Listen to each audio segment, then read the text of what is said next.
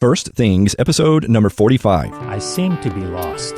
And so you're working around the clock so you don't take time for yourself to feel like an actual human being. I used to feel like no matter how hard I worked, I was just spinning my wheels. Trying to be perfect, we try to have everything in place at one point in time, and you can't. Hello, my friends, and welcome back to First Things, the podcast dedicated to practical productivity based on modern research. My name is Brandon Vaughn, and it's my goal to help you apply productive solutions to your life to help you live with less stress, greater passion, and amazing results.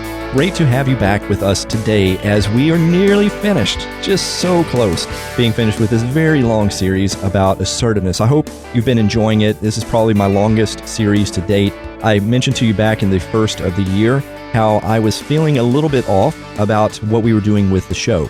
And up to that point, I'd been doing just one episode topics and really diving deep into those. But I really felt a little bit disjointed because I know that so many of these things deserve to be really picked apart and to really go in depth into those. And that's the way I am. You know, many of these things we talk about on this show are things that I'm going through in life. They're things that fascinate me. They're things that I want to be better about. Things that I have learned in places, other things that I am learning and I want to learn so desperately. So when we go through these things, I just so wanted to dig something really apart. And I think I've told this to you from previous episodes. There's so many great episodes out there, podcast episodes, many of people that I listen to and really enjoy. But that is one thing that they typically will do on most of their shows. They will devote one episode to a topic and then go into something else the very next week. And for something like assertiveness, we could have done this maybe in 1 week, but how much would we have really gained? If you've been listening to me week after week, and I know many of you have, it builds upon itself. And what we learn about in 1 week, we're going to apply and pick apart in another week. And I know this is probably from all of these years that I've spent as a professor, as a college instructor, because it's something that I just don't think I can teach statistics in one day. I mean, I could probably teach some basic stuff, but I can't really lay out the foundation of what I want to talk about in just 1 day or 1 week. I really want an entire set of months, if I can, just like a storyteller.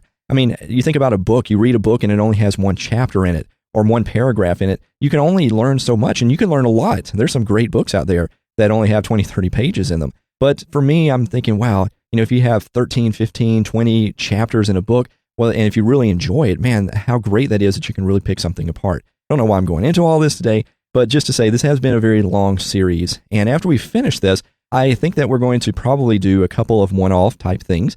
Contrary to what we said, we've already gone through the now habit about procrastination. We've dealt with assertiveness. We've dealt with those two topics in grand detail. And I want to hit upon some smaller areas that we can definitely cover in one episode, such as the thing about email. And I want to talk about social media and also talk about the road to success and how that is filled with very contrary things than what most people sometimes think. A realistic view of the road to success. And then we'll probably do another series. I also have, I've mentioned many times on the show, a friend named Tori. And Tori, I know, still has interest. I still have interest in getting Tori on the show.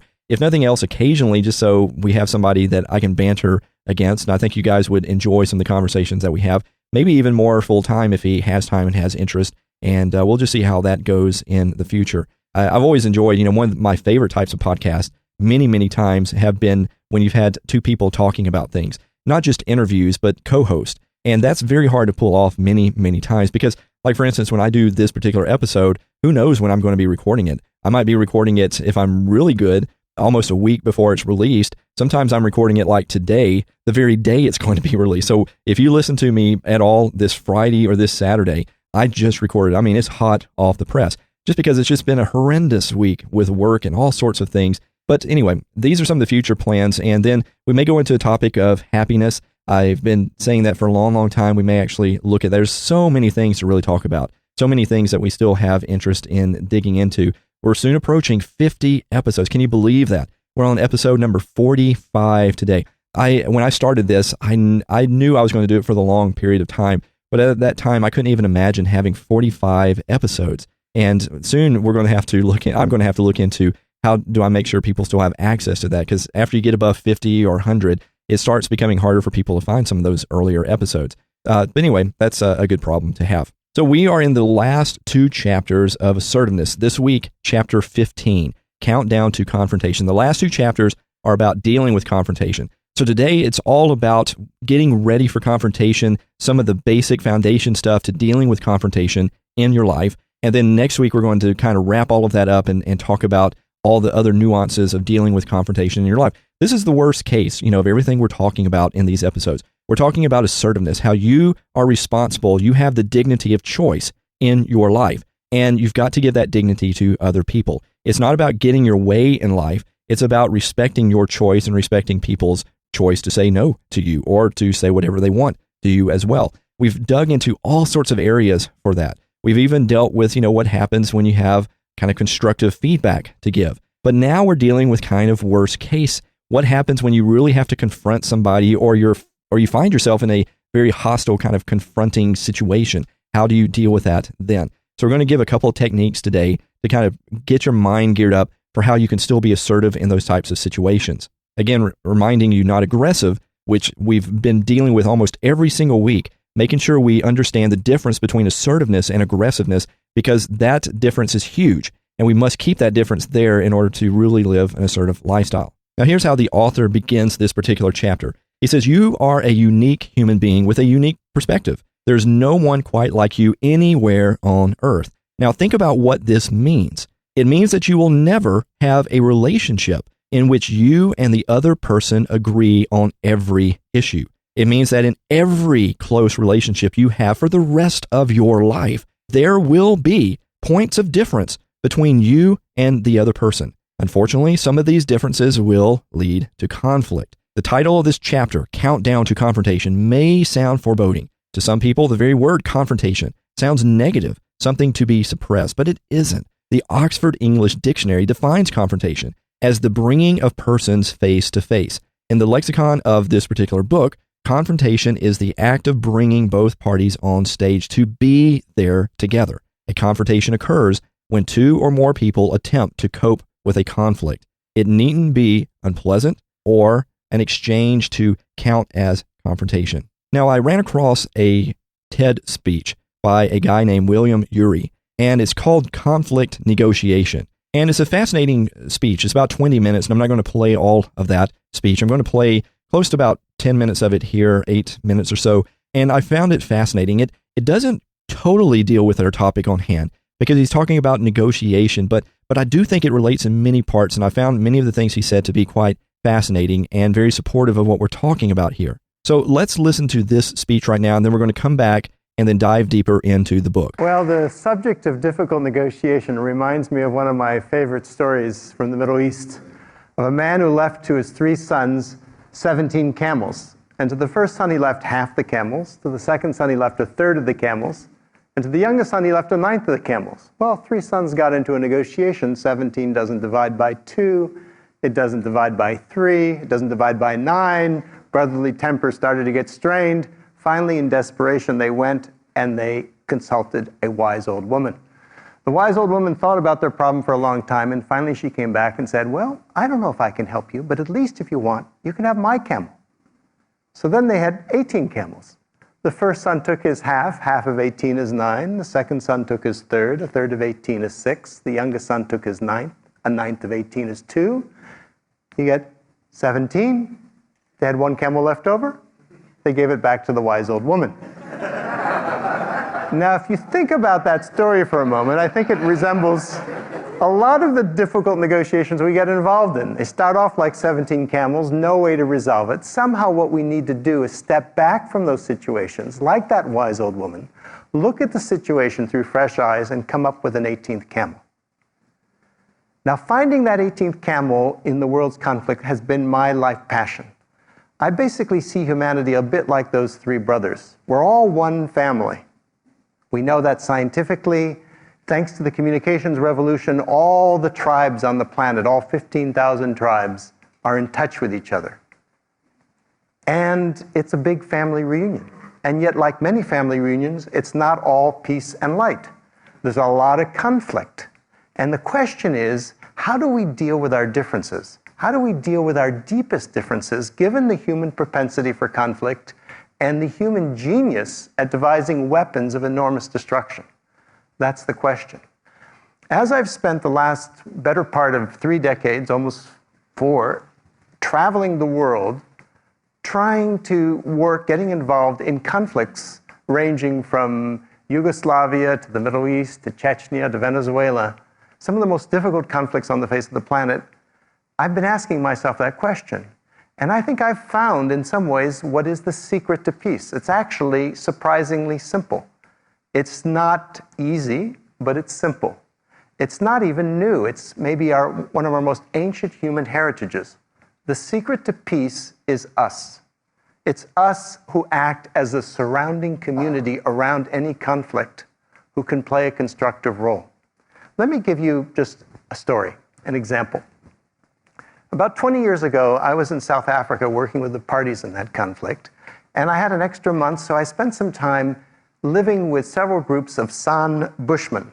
I was curious about them, about the way in which they resolve conflict. Because after all, within living memory, they were hunters and gatherers living pretty much like our ancestors lived for maybe 99% of the human story. And all the men have these poison arrows that they use for hunting, absolutely fatal. So how do they deal with their differences? Well, what I learned is whenever tempers rise in those communities, someone goes and hides the poison arrows out in the bush. And then everyone sits around in a circle like this, and they sit and they talk. And they talk. It may take 2 days, 3 days, 4 days, but they don't rest until they find a resolution, or better yet, a reconciliation. And if tempers are still too high, then they send someone off to visit some relatives. There's a cooling off period. Well, that system is, I think, probably the system that kept us alive to this point, given our human tendencies. That system I call the third side. Because if you think about it, normally when we think of conflict, when we describe it, there's always two sides. You know, it's Arabs versus Israelis, labor versus management, husband versus wife, Republicans versus Democrats. But what we don't often see is that there's always a third side. And the third side of the conflict is us. It's the surrounding community. It's the friends, the allies, the family members, the neighbors. And we can play an incredibly constructive role.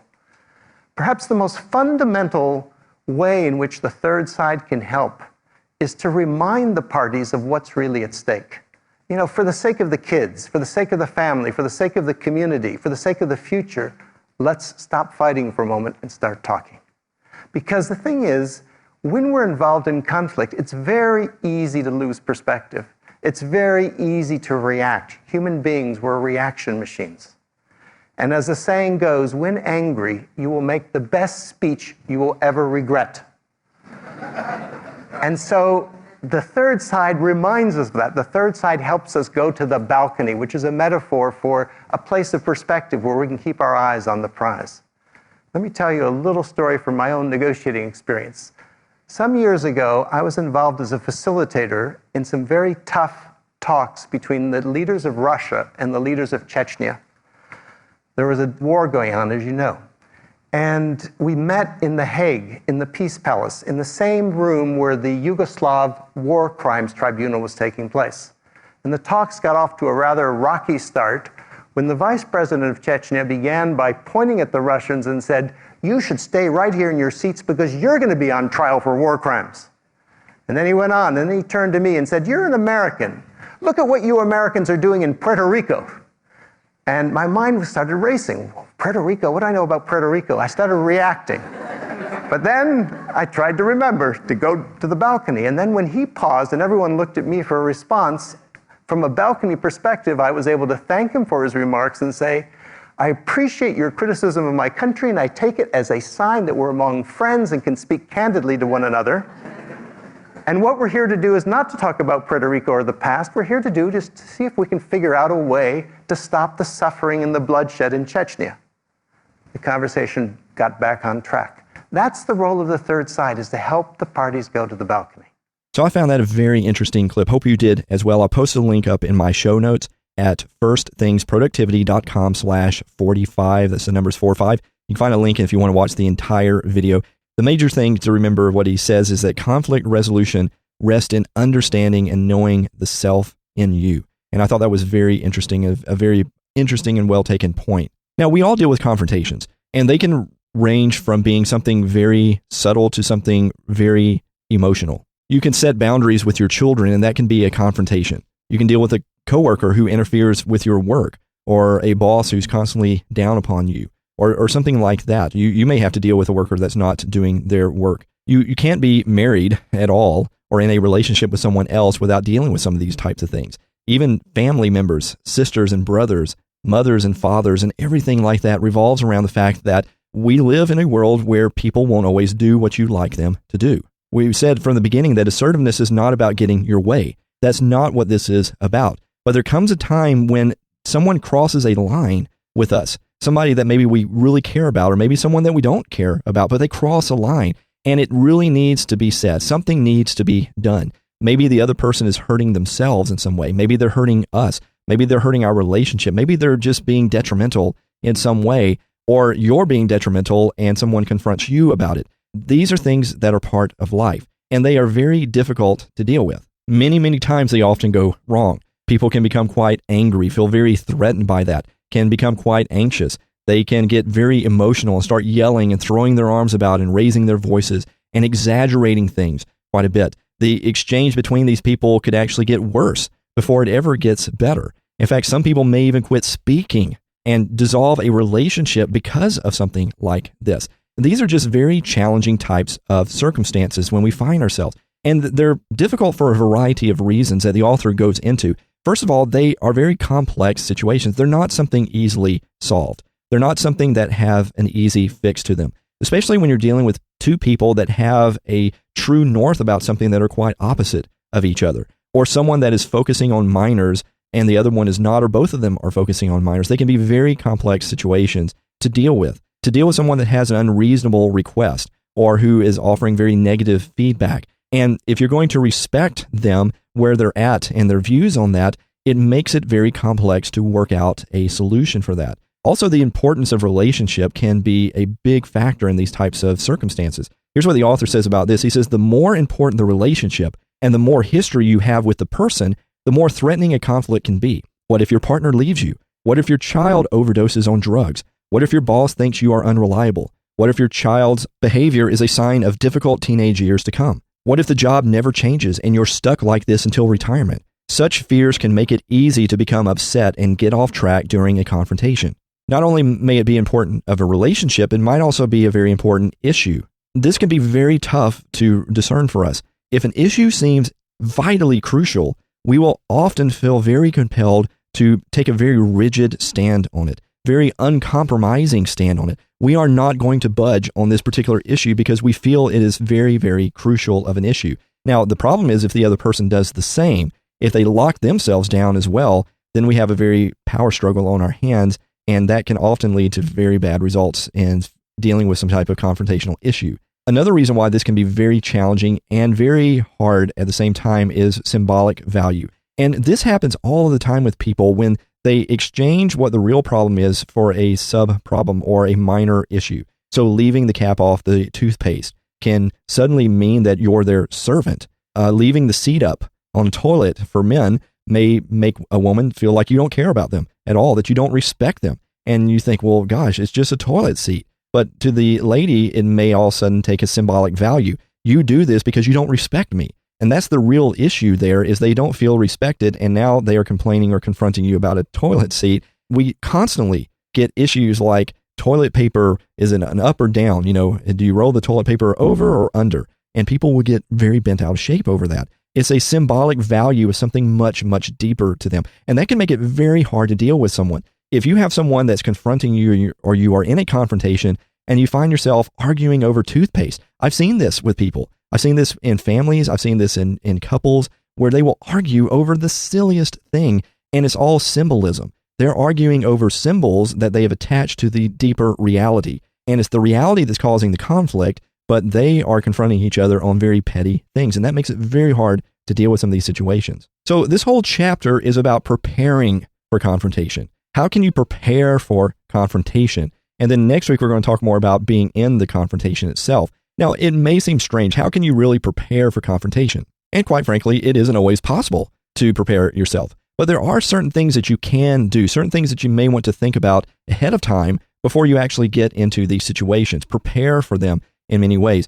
And the author gives 10 steps. So there's a lot of steps he gives here for how you might want to plan ahead. And the very first one is to state the issue to yourself. Now, this could be done in the midst of a confrontation where you actually step back and say, what is the issue to me in this? Another way of dealing with this is to plan ahead and say, when I am in a situation, I'm going to go ahead and practice this, or I'm going to think about this, or I'm going to make sure this is in my thinking when I deal with confrontation. What is this issue to me? Here's what the author says. He says, what is the problem exactly? Initially, the problem may be a vague impression that something is not quite right. I feel like I am being taken advantage of. This points us to a general principle about confrontations, which is you cannot solve an impression. You can only solve a problem. Did you catch that? I want to say it again. You cannot solve an impression. You can only solve a problem. In other words, your impression is based on something. Maybe it's a belief. Maybe it's someone's behavior. Maybe someone told you something. Maybe as in Scrooge, where he thought it's just a bit of undigested beef. There's nothing wrong with having an impression. Nothing at all. Indeed, becoming aware of your impressions may be very essential before you can do anything else. But in order to take action, you need to go further. What's really bugging you? You don't have to come up with a solution just yet, but you do have to know what the problem is. The author goes on to say, perhaps you have defined your impression as the problem. The impression, I'm feeling used. I'm resentful at work. I'm wishing I'd never become a parent. See if you can figure out what the impression is based upon. Maybe the problem really is my relationship with my daughter is unfulfilling because she ignores my requests and shows no interest in being around me. See, that is much better. That is actually isolating what the real problem is, not some impression or some feeling. Now, unfortunately, we don't always know what the problem really is. That can be a big issue to try to resolve. What is the real issue? And many times you may just need to sit down with a pen and paper or a computer or a voice recorder and try to think out every possible thing that may be contributing, even the smallest thing, to your impression. So if, for instance, you are feeling used, why? Can you list out every single thing that may be feeding that? Even if it's the smallest thing, what is really feeding that impression or that emotion? Many times it's not going to be just one thing. So if you go into this thinking it's got to be just one thing, well, it may be 20 things once you start writing them down or thinking about it. Many problems are caused by multiple factors, and that can help quite a bit. We talked earlier about how the symbolism that we can attach to things can be very detrimental when we're dealing with these types of confrontational issues. So it's very important to think about, is this really the issue that we're talking about? Is this the conflict? Or is it how I derive meaning from this issue? What it means to me, what it means to this relationship? Have I symbolized it in some way? So I am actually putting my conflict or my feelings of this conflict onto something else that really isn't the issue. The author says your reaction, including your distress, may be due more to what you think the situation symbolizes than to what is really going on. So for instance, we can confuse issues. So we can confuse he doesn't love me with he leaves the seat up in the bathroom. Or I'm about to be fired gets confused with she pointed out an error in my work. Or I've raised a delinquent child gets confused with she drew pictures on the wall. We can very much make these things symbolic. So if your child draws pictures on the wall, then all of a sudden that becomes a symbol of something bigger to you. And it's not. That's the problem is they drew on the wall, not that there's this bigger issue at stake. Just because someone points out an error in your work doesn't mean they're about to fire you from your job. We can become too symbolic in how we derive meaning to these things in our life. Now, I don't think I'm telling you anything that's just brand new to you, but dealing with something that is an actual situation is much easier than dealing with something on a symbolic level. Because if you're going to confront somebody or someone is confronting you on something that is at a symbolic level, you've got to first ask yourself if your interpretation is even correct to begin with. And I think if we're honest, we can't really say that most of the time. The best thing to do if you're in those situations, and if you're dealing with symbolic things, is to rather discuss that with that person instead of confronting them. So the author mentions this as an example. He says, rather than saying, okay, John, what did I do wrong? You could simply say, John, I'm concerned that you're not returning my calls because I have offended you in some way. Could that be true? And then this way you open up a discussion about things instead of assuming that the fact that this person isn't returning your calls equals that they are offended by you, and you make this broad leap in judgment there. If you don't know if that's really true, then you should just ask them and open up a discussion instead of confronting them and saying, what have I done to you? You're not answering my calls. Why are you offended at me? And you confront a person over symbolism when the fact is, the truth is they're not returning your calls. Okay, that's the truth. But your interpretation of that truth is huge. the symbolism says they aren't returning my calls. Therefore, the reason is I have offended them. Now, do you have evidence that you've offended them? See, this is the problem. You go and confront somebody saying, why are you so offended by me that you won't return my calls? And the other person is saying, you didn't realize that my phone's been in the repair shop for the last 3 days? I mean, we don't know these types of things. So it'd be much better to open up a discussion rather than confronting that person over such issues. Be watchful of symbolism. Man, symbolism really gets us a lot when it comes to these issues of confrontation. I think in your own life, many people that confront you, I think of in my own life, many people that have confronted me about things, it's always been very symbolic. They've always misinterpreted things. They've always made judgment about things. Instead of confronting me on the behavior, they focus more on this interpretation of the events. And it always usually gets them in trouble. And it gets me in trouble when I've done it to other people as well. Step 3, describe the problem in behavioral terms. What is the problem exactly? Can we focus, as we said last week, more on the behavior and less on the personality of the person? And if we do that, I think many confrontational elements just disappear. Because if you're going to focus more on their behavior rather than the personality, I just know many times confrontation focuses around personality issues. I know this can be quite cliche. And many times, I'll be honest with you, there's many times I don't want to think this. But the more you can see a person's perspective, the more you can put yourself in their shoes, the better off you are. And trust me, like I said, there's so many times I've been like this. And I'm like, I want to be mad at this person. I don't want to put myself in their shoes right now. They've done something that really has offended me. It's really made me mad. And I don't want to put myself in their shoes. But the fact is, I do it anyway. And 9 times out of 10, I often will stumble upon something that I haven't seen before. I was thinking about this with a coworker and a former boss many years ago who was always hostile toward me. And it was very much something that I could constantly be down about, something that I might even beat up myself about. And then I started thinking, okay, let me put myself in their perspective. Let me look at their life. And as I started looking at their life, I realized that they just weren't a very happy person. They did this to everybody. And then the more I started looking at this, I realized that this person actually worked for someone who was once their equal. And this person was promoted above this other person who was actually my boss at the time. And that person who was my boss felt very cheated because they were really equals. And quite frankly, my boss was probably much more in tune with things than the person that got promoted and put over him. This person was put over him, and this was weighing on this person so badly, and it affected how they treated everyone. Now, again, that doesn't mean that that person is right. It doesn't justify, we're not trying to justify people's behavior. That person should have, listened to this episode and gotten past it, or listened to this podcast and gotten past those types of things, but they weren't. But it helped me so much. So instead of confronting this person about, why don't you like me? Again, that's kind of that symbolism. You treat me so bad. Well, now I could kind of see why they treated people bad. Didn't excuse it at all, but it gave me this idea for understanding them. The author mentions this, and I think it's a good point. We've got to get beyond this hidden belief that the other person is really a villain in our life, that it's always us versus them. And is this person a friend or is this person an enemy? And if they don't treat me right, it must mean they're an enemy, they're a villain. The fact is, people have problems. Doesn't, again, justify what they've done, doesn't excuse it by any means, but it gives you an out. It gives you a doorway in which you don't have to be trapped by it.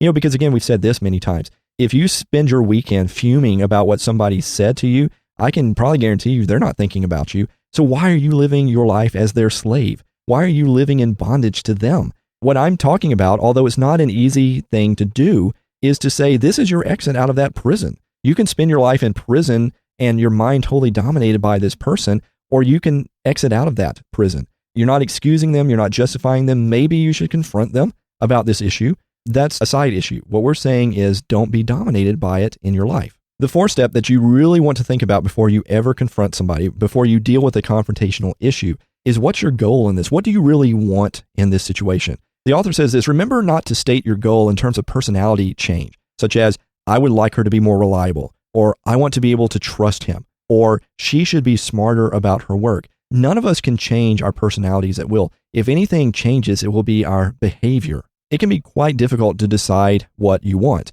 because many of us have a very secret goal. We secretly want others to admit that they are the villains, that they intended to hurt us or to frustrate us, that we are completely innocent of any wrongdoing, that they're going to do what we want. These are the types of secret goals that we have. Sometimes our anger can fume up so much that we have this running fantasy in our lives where we have total victory over this other person. And we will play this out in our heads about how this other person fails miserably and we are there as they fail miserably, or we're the ones who had that victory over them. But this isn't a goal that's good. This isn't going to get us anywhere in life. Again, what this does is it makes us a slave of the other person. I mean, it's fascinating to think about. The fact that you have this fantasy where you are over this other person, you are claiming victory over this other person. Well, what are you thinking about? You're thinking about that other person. That other person's controlling your thoughts, is controlling your feelings, your emotions. That person is in charge of your life. That person is your master. If you think about it like that, I hope it's shocking to you a little bit. It's shocking to me when I think about this. I think, man, I'm thinking about this person. I would like to tell them off and I think, you've just made this person your master. Now, how does that make you feel? And I'm like, no, I don't want this person to be my master. I refuse to be a slave. Well, okay, why are you dealing with this? Is this really the goal? Now, there's nothing wrong with having those feelings. If you have this thirst for victory over this other person, okay, well, don't beat up yourself over that issue. Just acknowledge it and let it go. And you say, okay, yes, I would love to indulge in that fantasy, but I'm not going to. I'm not going to give this other person the dignity to have my entire thoughts and life wrapped around them. Step 5, you're dealing with something confrontational. You have to ask yourself a very serious and very tough question. Is it really you who needs to change? You're upset about something, and so upset, the temptation is to really go after the other person and want them to change. But you really need to ask an honest question. Yes, that other person may need to change, but there are many times when maybe it's you that needs to change. Maybe you just need to say no more often. Go back to our whole episode where we talk about saying no. If you're not saying no to things in your life and you get frustrated with people who take advantage of that and then you confront them about that, well, if you just said no to begin with, you may have avoided the confrontation altogether. Step 6, pick your battles. The author says this, you don't have to be assertive all the time. And just as a little parentheses, I would say that what the author is saying is you don't have to be vocally assertive all the time. Because as we've mentioned in the show, I think being assertive all the time is good. It's just that you don't always have to be vocal about it. If we're saying that assertiveness is all about the fact you have a choice and you respect other people's choices, and it's not about getting your own way, but it's about giving everyone the dignity of choice in this situation, then I think you can be assertive all the time. You just don't always have to be vocally assertive all the time. So I think this is what the author is saying. You don't have to be vocally assertive all the time. Assertiveness is always about choice, your choice. Sometimes you may choose to let the issue pass without being vocally assertive. How important is the situation? Maybe it doesn't really matter what happens. If your aunt gives you tea that you don't want, you might just drink it anyway or set it aside. If Frank, the architect, wants you to see his favorite building, you might just go along with him, even if you're not really interested. It doesn't really matter. Sometimes it's more interesting to allow yourself to go along with others' plans or wishes. You have the option of assertively stating your preferences. You need not always act on this option. And I think this is a very interesting point. It may be a point that some of the more passive styles of communicators may want to gravitate toward as a temptation, whereas people who are coming from more aggressive styles may need a lot more work in this area. Fact is, not every battle is worth fighting. There are some battles that are worth fighting. There's other battles that, quite frankly, aren't worth fighting. And I constantly ask myself that question. When I'm dealing with a situation that may be a confrontational thing, I ask myself, Brandon, does this really matter? Will this matter a month from now? Will it matter 5 years from now? Will it matter 50 years from now? And if it doesn't, why worry with it? Why fight this battle? And quite frankly, there's very few things that are probably worth fighting over like that. Yes, there are some things like that. There definitely is some things when it comes to your children or your relationships or your work. There are just some things that are very important, and they're very important to take a stand on, but not everything is that way. You can make something to be a huge issue, but why bother? Is it really worth it? Many, many times, it may just be worth communicating your preferences. This is what I would like, and then just letting go of the attempt to change the other person. That is oftentimes, I think, the more assertive approach, because again, to try to change the other person is more aggressive behavior, not assertive behavior. So if the other person wants to wear the wrong clothes or wear weird colors in their clothing, or they want to leave the bathroom lid up, or they leave the door open, or they squeeze the toothpaste in the middle, or they like the toilet paper to go over and not under, or they leave their clothes on the floor, is that really the battle you want to face in life? Is it really going to matter 5 years from now? Think about it this way. Let's say that it's a relationship you have with a person. Let's say that person were to suddenly leave your life. They were to die or go off on a trip somewhere and be gone for a couple of years. Would it really matter that they squeeze the toothpaste in the middle?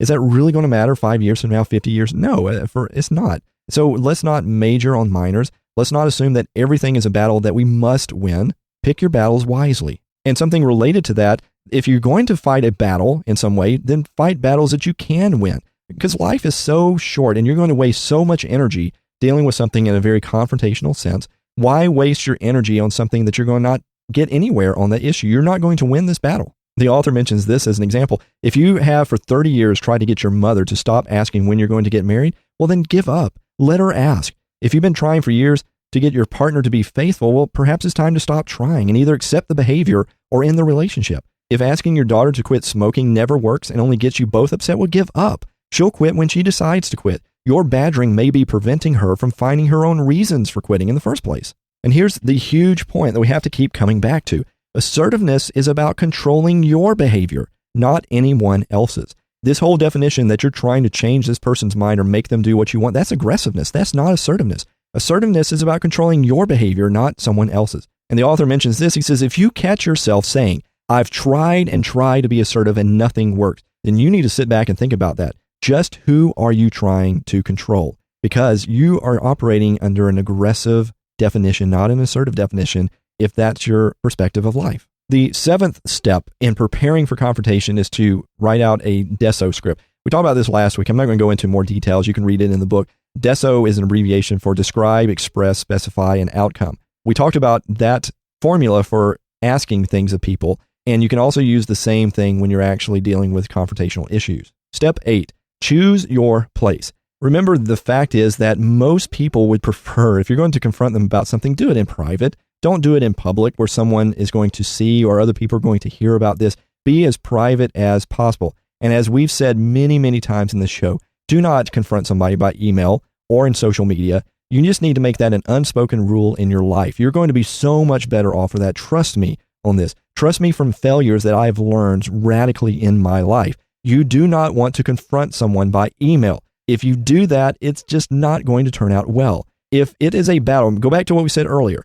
Don't fight every battle. Not every battle's worth the fight. And if you do deem something worthy of fighting, then pay that person the ultimate respect. Pay yourself the ultimate respect and deal with it in person. Yes, I know it's hard. I know it's so much easier just to let loose in an email and just blast away. You don't want to do that. Do not do that. Get on a phone with a person in the very least. The best case, meet them face to face. Meet with them privately and talk about that issue. And let me tell you this, here's a good litmus test to know the battle issue.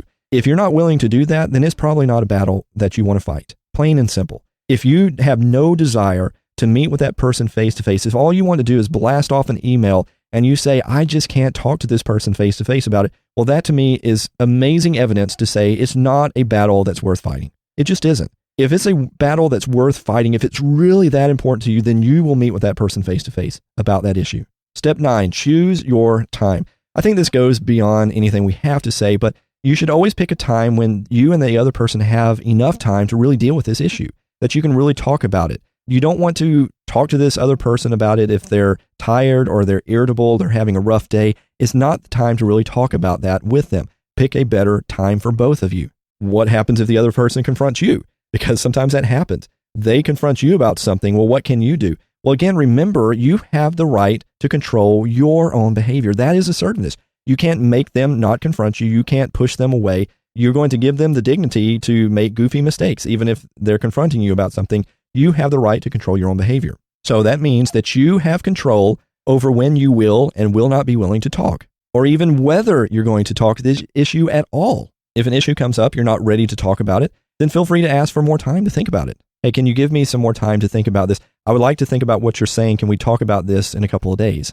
I even think you could do that with a boss. And if the boss comes back and says, no, we're going to talk about this right now, and you really feel like you may lose your job over it and you're not wanting to do that, that's your choice, then you can choose to listen and not have to contribute. There's many times that someone has confronted me about it. I've had some situations where bosses have done that to me, and they've come to me and they're like, we need to talk about this right now. And I said, can we talk about this tomorrow? I'd like to think about what you're saying first. And they said, no, we need to talk about this now. So what I did is I gave them the dignity of choice. I gave them the dignity to spout out all sorts of crazy stuff that wasn't true. And I sat in silence and listened to them. And at the very end, they said, well, don't you have anything to say about this? And I said, well, I appreciate you telling me about this. And I'll think about this and get back to you about it. So you always have that choice. It may not be very popular, but many times you give people the ability to spout out all the venom, which again isn't always a good thing. But many times the fact that you've at least given them that dignity to sit and listen to them, then usually they'll shut up and give you some space. And then the last thing he mentions is to ensure your safety.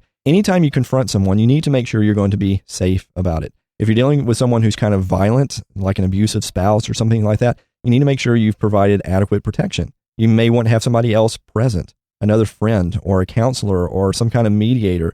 Just make sure, that you're thinking about this stuff. All this stuff is in preparation of things. So, if you're dealing with someone over a very sensitive issue, let's say you're a boss and you're dealing with an employee over a very sensitive issue, well, you want to do it in private. You don't want to do it through email. You want to do it in person. And if it's a very sensitive issue in which the other person may react in a very bad way, then you may want to have another person present, just so it's not your word against theirs, that you actually have another person there. So those are 10 steps to go through and getting ready for confrontation. Now, next week, we're going to talk about what happens when you're in confrontation. In a way, I was just thinking, and this is just my weird ways of thinking, this is a very vitally important thing to deal with in assertiveness. Kind of leaves assertiveness, the theme, on a very negative note. You're dealing with all these bad things.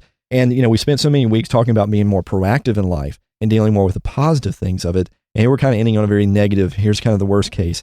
And I still may just circle back around and give kind of a summary of what we've talked about over these last weeks, just to kind of end on more of a high note. But we do deal with confrontation. Every single one of us at some point are going to have to confront someone, or we're going to be confronted, whether that's in a right way or in a wrong way, unjustly or justly. We're going to have to deal with this. So we need to be prepared for it. And we need to know and think about how we're going to apply what we've learned about assertiveness in these situations. Well, that's going to wrap up this episode on getting ready for a confrontational situation. As always, I hope you would consider leaving me a rating, comments on iTunes. Just this last week, I finally figured out a very simple way to look at comments, and from other countries even. And so thankful that I was able to actually figure that out. That was a great thing to find out. I still haven't had any comments since April 16th, and that was from the US, but I actually had some from other parts of the world, as in April 8th. Colin over in Great Britain said this. He said, having listened to most of the productivity podcasts on iTunes over the past 4 years, discovering First Things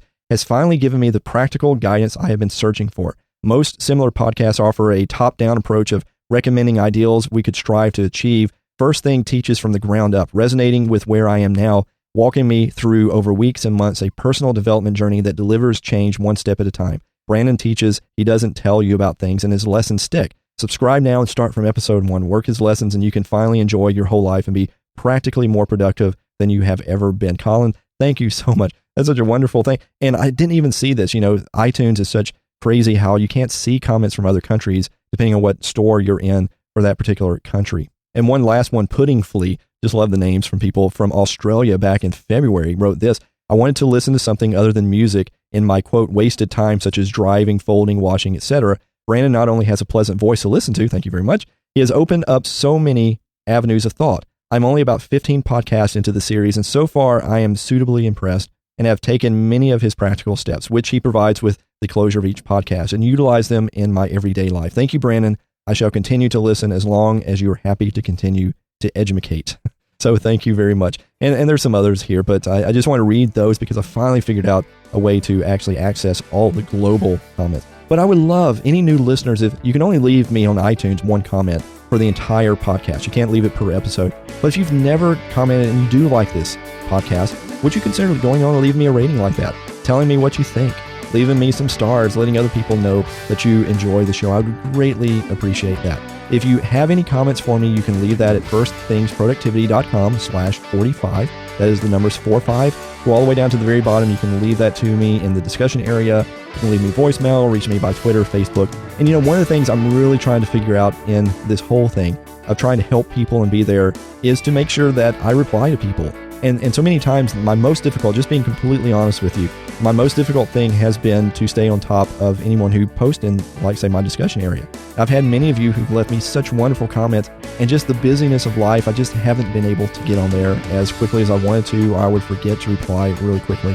And I do apologize for that. I love when you leave me comments and you contact me in any way. It really makes a difference for me. There's many times when I've been like, I just don't know if anyone's listening. Yeah, I can look at the stats and, I have thousands of people that are listening to me downloading these episodes. But when I don't hear from anyone, I kind of wonder, does anyone really like this? And And I want to help. I'm not doing this to make a big name for myself, go on TV and do all these crazy types of stuff. I just like doing this and sharing the journey that I'm on with people that are on their own journey.